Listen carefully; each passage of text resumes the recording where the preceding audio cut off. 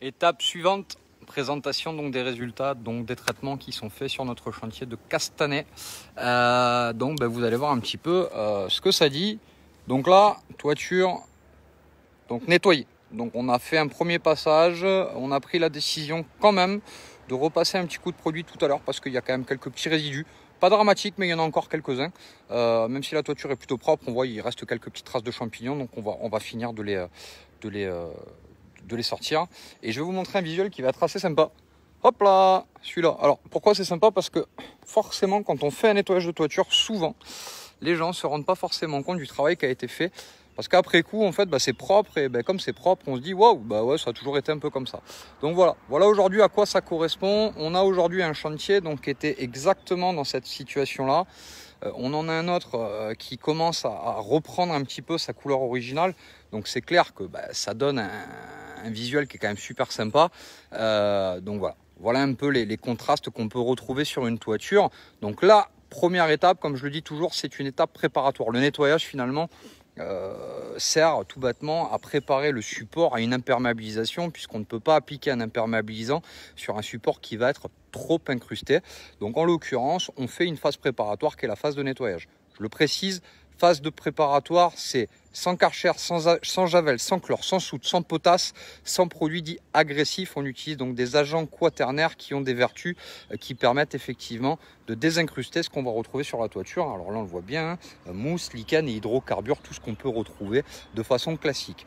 À l'issue de ce traitement, une fois qu'on aura nettoyé complètement et que le support sera revenu à son plus bel éclat, on va faire une deuxième étape qui va être une étape donc d'imperméabilisation. L'imperméabilisation elle est super importante parce que ce qui fait qu'aujourd'hui sur votre toiture le support s'encrasse, c'est tout bêtement que le support laisse pénétrer de l'humidité. Donc comme l'humidité a tendance à rentrer dans le support, en l'occurrence qu'est-ce qui se passe?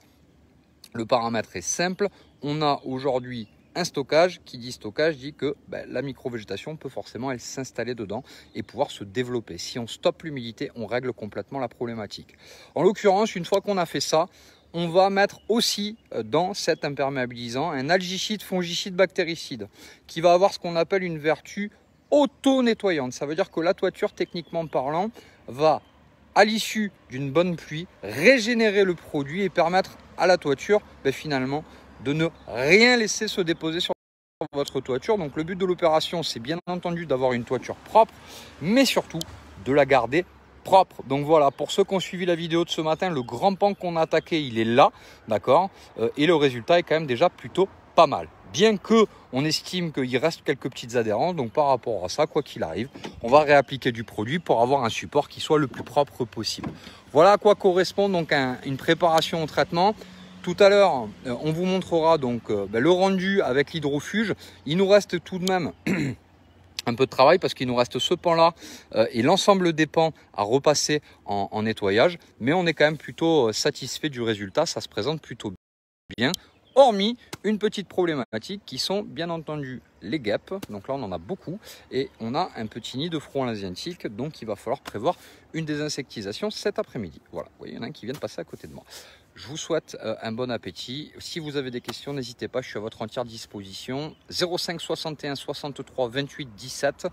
Messenger, si je ne réponds pas tout de suite, vous affolez pas, je vais vous répondre, mais ça peut prendre un petit peu de temps parce que malheureusement, j'ai beaucoup de questions et j'essaye de répondre à tout le monde. Alors la marque du produit Poppy le vrai, il faut savoir que si, alors c'est la Sodif, hein, on va appeler un chat un chat. Si tu n'as pas la certification, non, Labo France c'est une autre marque. On travaille avec la Sodif. Si tu n'as pas la certification Biocide, tu ne pourras pas acheter les produits. Il faut être professionnel. Voilà, je le précise, je le répète régulièrement parce que c'est une question qui me revient régulièrement. Mais en l'occurrence, je vous invite à regarder de toute façon l'ensemble de nos vidéos antérieures et ça vous permettra de voir un petit peu comment on procède en termes de traitement. À très vite.